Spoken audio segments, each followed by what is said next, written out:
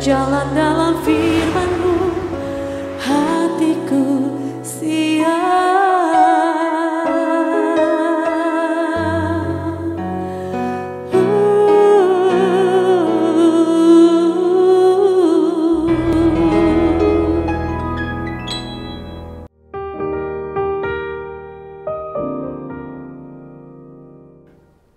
Salam, God Lover yang dikasihi oleh Tuhan. Senang boleh kembali berjumpa dengan saudara dalam program Rest and God malam hari ini bersama Diaspora TV. Setelah melewati berbagai kesibukan sepanjang hari ini, mungkin ada situasi yang membuat jiwa Anda menjadi letih lesu dan berbeban berat. Jangan menyerah, apapun yang terjadi, karena Tuhan mengundang kita semua untuk mengalami kelegaan. Tuhan Yesus berkata kepada kita, "Marilah kepadaku semua yang letih lesu dan berbeban berat, aku akan memberi kelegaan kepadamu." Puji Tuhan, undangan dan janji Tuhan Yesus luar biasa sekali. Mari kita meresponi dengan iman kita datang dalam doa. Bapa di surga, kami datang kepadamu membawa semua pergumulan, beban berat, dan masalah-masalah kami. Kami percaya Tuhan memberi kami kelegaan. Kami tidak sanggup untuk mengatasi masalah-masalah kami tanpa Engkau, karena Engkau sumber kekuatan kami dan Engkau perlindungan serta pemimpin kami yang memberi arah yang tepat bagi kami bagaimana menjalani hidup. Hari ini Bapa, kami siap mendengar firman-Mu, nyatakan kebenaran firman-Mu di hati dan pikiran kami dalam nama Tuhan Yesus. Amin. Saudara-saudara, sebagai orang Kristen, doa itu bukan sekedar sebuah permohonan, bukan sekedar permintaan, tetapi doa itu adalah sebuah keintiman, sebuah hubungan, relasi dua arah. Tidak hanya kita yang berbicara kepada Tuhan, tetapi lewat doa kita berharap, kita menantikan Tuhan bicara kepada kita. Apalagi ketika kita sedang menghadapi masalah yang sulit, ketika kita diperhadapkan dengan pilihan yang sulit, di mana kita membutuhkan hikmat Tuhan, maka kita perlu mengembangkan, membiasakan berdoa yang sifatnya konsultasi dengan Tuhan.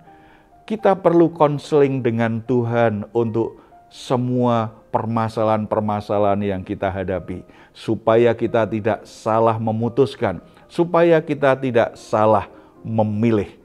Kalau kita benar dalam membuat keputusan, kalau kita benar dalam memilih, maka perjalanan kita berikutnya perjalanan yang baik, yang mendatangkan sukacita. Tetapi ketika kita salah memutuskan, kita salah memilih, maka perjalanan kita ke depan akan diwarnai banyak konflik, banyak masalah, bahkan tetesan air mata. Kita akan belajar dari sosok Daud, bagaimana dia ternyata punya hubungan yang begitu dekat. Doa-doa dia bukan sekedar permintaan, tetapi sebuah konsultasi. Lewat doanya, Daud sedang konseling dengan Tuhan. Mari kita membuka Alkitab kita dari 1 Samuel. 1 Samuel pasal 23 sampai ayat 1 sampai 13. Perikop ini memberikan gambaran kepada kita jelas sekali bahwa Daud itu punya kebiasaan berdoa itu dua arah. Dia tidak hanya mengajukan permintaan, tetapi dia sedang konsultasi dengan Tuhan. Di perikop ini memiliki latar belakang bahwa Daud dikejar-kejar oleh Raja Saul. Tetapi khusus di perikop ini ada masalah. Bukan Raja Saul yang mengejar-ngejar, tetapi karena ada orang Filistin. Karena musuh Israel nih, orang Filistin yang menjarah tempat-tempat di mana orang Israel tinggal. Ayat 1, diberitahukanlah kepada Daud begini, "Ketahuilah orang Filistin berperang melawan kota Kehila dan menjarah tempat-tempat pengirikan. Ketika mendengar kabar itu, Daud yang pernah mengalahkan Goliat tidak langsung, kalau begitu kita serang saja. Atau berkata, karena kita ini kan dikejar-kejar oleh Raja Saul, kita bersekongkol saja dengan orang Filistin, kita serang itu Raja Saul. Atau juga tidak ambil sikap, biarkan saja itu masalahnya Raja Saul. Tidak, sebagai orang Israel, dia tetap punya jiwa nasionalisme. Dia tetap mencintai bangsanya. Dia tetap tahu apa yang Tuhan tetapkan bagi dia. Dia mengerti panggilan Tuhan dalam hidupnya. Makanya Daud kemudian datang kepada Tuhan berdoa. Doanya adalah doa yang sifatnya konsultasi kepada Tuhan. Bertanya apa yang harus dilakukannya. Kita baca ayat yang kedua. Lalu bertanyalah Daud kepada Tuhan, apakah aku akan pergi mengalahkan orang Filistin itu? Jawab Tuhan kepada Daud, pergilah, kalahkanlah orang Filistin itu dan selamatkanlah Kehila. Tetapi orang-orang Daud berkata kepadanya, ingatlah, sedangkan di sini di Yehuda kita sudah dalam ketakutan, apalagi kalau kita pergi ke Kehila melawan barisan perang orang Filistin. Lalu bertanya pulalah Daud kepada Tuhan, maka Tuhan menjawab dia, firman-Nya, bersiaplah, pergilah ke Kehila, sebab aku akan menyerahkan orang Filistin itu ke dalam tanganmu. Kemudian pergilah Daud dengan orang-orangnya ke Kehila. Ia berperang melawan orang Filistin itu, dihalonya ternak mereka, ditimbulkannya kekalahan besar di antara mereka. Demikianlah Daud menyelamatkan penduduk Kehila. Saudara-saudara, Daud bertanya kepada Tuhan, apa yang harus aku lakukan? Apa aku harus melawan orang-orang Filistin? Tetapi jawaban Tuhan berbeda dari apa yang dikatakan orang-orang di sekitarnya. Tuhan berkata, pergilah, aku akan serahkan orang Filistin itu. Tetapi orang-orang di sekitarnya berkata, memangnya tidak cukup kita sudah dalam ketakutan dikejar-kejar Raja Saul. Kenapa kita mau berurusan dengan orang Filistin juga?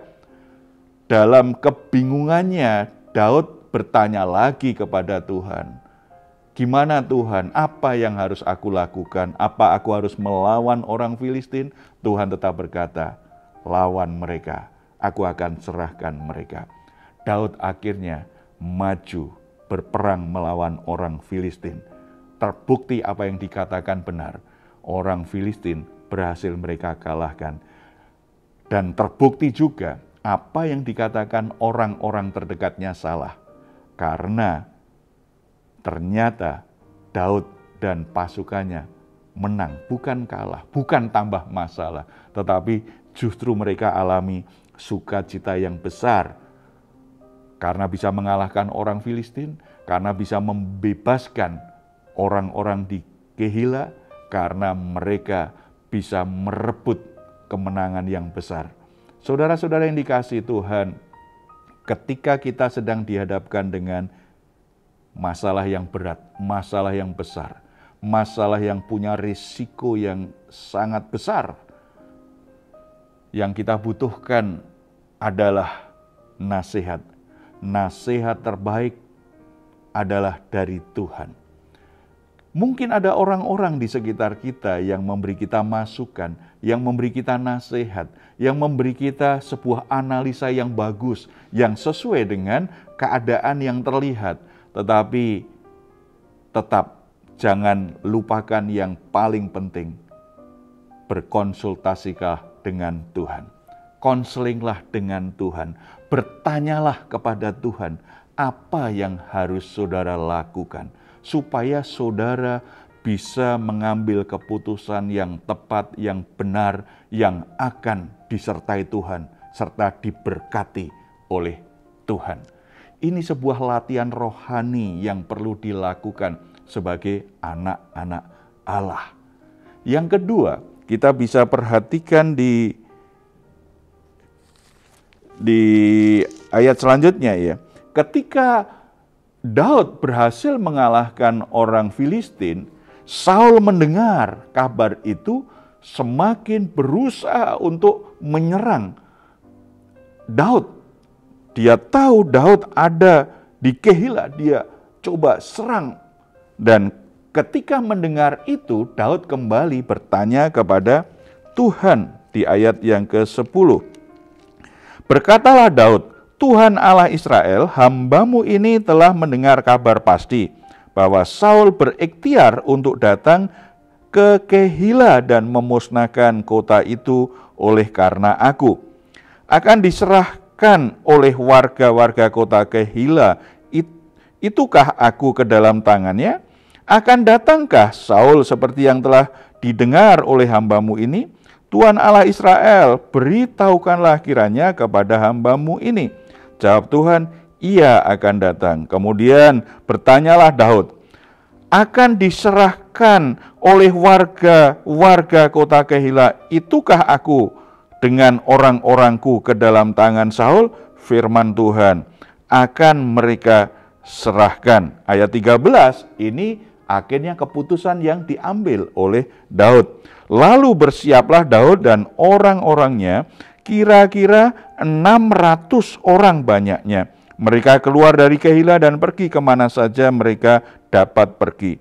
Apabila kepada Saul diberitahukan bahwa Daud telah meluputkan diri dari Kehila, maka tidak jadilah ia maju berperang. Saudara-saudara, begitu mendengar kembali ancaman dari Saul,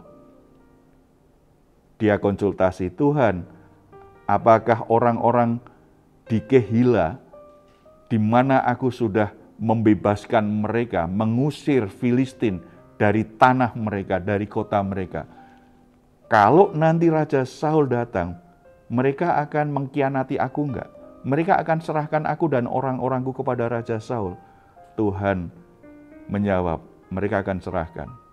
Makanya Daud memutuskan, dia tidak mau berperang dengan rajanya sendiri, orang yang diurapi Allah. Dia tahu Saul dipilih Tuhan, diurapi Tuhan. Dia tidak mau berperang dengan orang yang diurapi Tuhan. Dia lebih memilih menyingkir, keluar dari kota Kehila. Kadangkala ketika Tuhan memimpin kita, ketika Tuhan memberitahukan apa yang harus kita lakukan, itu membuat kita harus meninggalkan kemenangan kita, meninggalkan sesuatu yang sebenarnya menjanjikan bagi kita. Daud bisa saja menjadikan Kehila menjadi tempat di mana dia bisa membangun kekuatan pasukan yang besar. Toh dia sudah mengusir orang Filistin. Tetapi ketika Tuhan berkata, tidak, kamu akan dikhianati di tempat ini. Kamu akan diserahkan kepada Raja Saul, kamu dan anak buahmu. Dia lebih memilih meninggalkan kota itu. Ada banyak keadaan, situasi ketika kita berdoa kepada Tuhan. Ternyata kita harus melepaskan apa yang sebenarnya jadi peluang kita. Apa yang sebenarnya jadi kesempatan kita. Secara analisa logika kita tahu bahwa ini kesempatan baik bagiku untuk maju, untuk berkembang, untuk meraih prestasi lebih besar, untuk mendapatkan keuntungan yang lebih besar. Tetapi ketika Tuhan ingatkan ada risiko buruk loh, ada keadaan yang menyakitkan loh, ada keadaan yang membuat kamu nanti justru punya masalah lebih besar. Kita harus belajar seperti Daud, merelakan kesempatan itu karena kita ingin lebih mentaati Tuhan, karena kita ingin lebih melindungi orang-orang yang kita kasihi, melindungi keluarga kita. Kita lebih mementingkan masa depan yang direncanakan Tuhan. Kita lebih mementingkan panggilan Tuhan dalam hidup kita daripada keuntungan dan kesempatan besar yang sepertinya bisa kita dapatkan. Saya akan berdoa untuk saudara-saudara yang saat ini sedang bergumul untuk membuat keputusan pilihan yang sulit. Kiranya firman Tuhan ini mencerahkan hatimu. Kita bersatu dalam doa. Bapa di surga, kami bersyukur karena Engkau selalu menyertai kami. Dalam Yesus Kristus, Engkau adalah Immanuel, selalu beserta dengan kami. Hamba-Mu berdoa untuk saudara-saudara yang saat ini sedang diperhadapkan situasi sulit, di mana mereka harus segera memutuskan, memilih sesuatu yang serba sulit. Semua pilihannya penuh dengan risiko dan membuat mereka jadi bingung, membuat mereka jadi khawatir untuk membuat keputusan. Kiranya Roh Kudus memberi mereka terang, memimpin mereka, menyingkapkan rahasia-Mu. Tuhan, nyatakan kehendak-Mu, supaya mereka bisa mengerti apa yang harus mereka lakukan. Mereka mengerti arah Tuhan memimpin. Mereka bahkan mendengar suara Tuhan, jawaban Tuhan atas doa-doa mereka. Apa yang harus mereka lakukan, supaya mereka bisa membuat keputusan yang benar, bisa memilih yang benar, dan hidup mereka tetap ada di jalan Tuhan. Mereka tetap menggenapi rencana Tuhan. Jangan sampai ini menjadi sesuatu yang menggagalkan rencana-Mu. Bapa di surga, beri kami pengertian kalau kami harus melepaskan kesempatan, melepaskan peluang, melepaskan sesuatu yang baik demi untuk mentaati-Mu, demi untuk melindungi orang-orang yang Tuhan percayakan kepada kami. Beri kami keberanian untuk membuat keputusan itu. Beri kami kerelaan untuk melepaskan ambisi-ambisi pribadi, kepentingan-kepentingan pribadi demi kasih kami kepadamu dan orang-orang yang kami kasihi. Roh Kudus bekerja lebih lanjut, memberi kami hikmat dan pengertian. Dalam nama Tuhan Yesus kami berdoa. Amin. Jika saat ini saudara atau keluarga sedang mengalami pergumulan dan membutuhkan dukungan doa, di layar saudara ada nomor telepon yang bisa saudara hubungi. Tim doa kami akan mendoakan saudara. Silahkan jika saudara ingin memberikan komentar, tuliskan di ruang komentar yang ada di channel Diaspora TV. Baik saudara-saudara, sebelum kita berpisah, mari kita perkatakan bersama dengan penuh iman, penuh pengharapan Mazmur 4 ayat 8-9. Engkau telah memberikan sukacita kepadaku lebih banyak daripada mereka ketika mereka kelimpahan gandum dan anggur. Dengan tentram aku mau membaringkan diri, lalu segera tidur, sebab hanya Engkaulah ya Tuhan yang membiarkan aku diam dengan aman. Puji Tuhan, selamat beristirahat. Doa saya senantiasa untuk saudara semua. Malam hari ini sungguh-sungguh saudara bisa mengalami rest and God. Tuhan Yesus memberkati kita semua. Salam.